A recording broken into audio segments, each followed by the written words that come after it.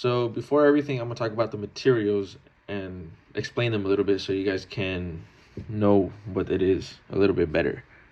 And so the main thing is actual aluminum curtain wall. And depending what piece it is, they have different names. So, there's a vertical mullion, there's a horizontal, which is, the horizontal piece.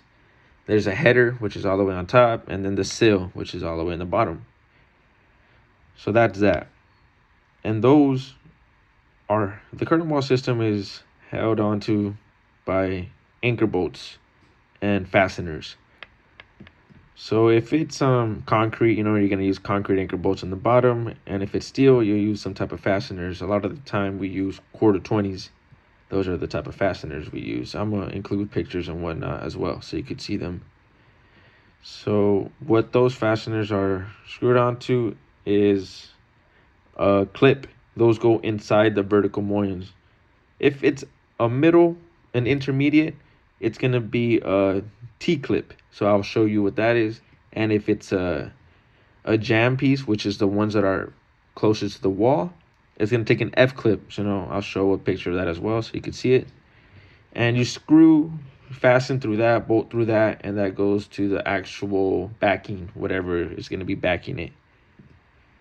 So then that leads to the setting blocks. Setting blocks are important. That's where the glass is set. That goes on the horizontal piece. And then you need water diverters as well. I'm going to show you a picture of that. Those go onto the horizontal pieces on the edges and the intermediate too. And you use caulking to waterproof the system. After that, you vinyl it, which is where the glass is going to be hitting. You don't want it on bare aluminum. So on the back, it's a rubber gasket called vinyl. Once all that is set, you're basically ready to set the glass. And for that, you need glass, which is a material. It just depends what type of glass you order. You're going to need pressure bars, beauty cap, and then I mentioned caulking already, but it's a lot of caulking that it takes.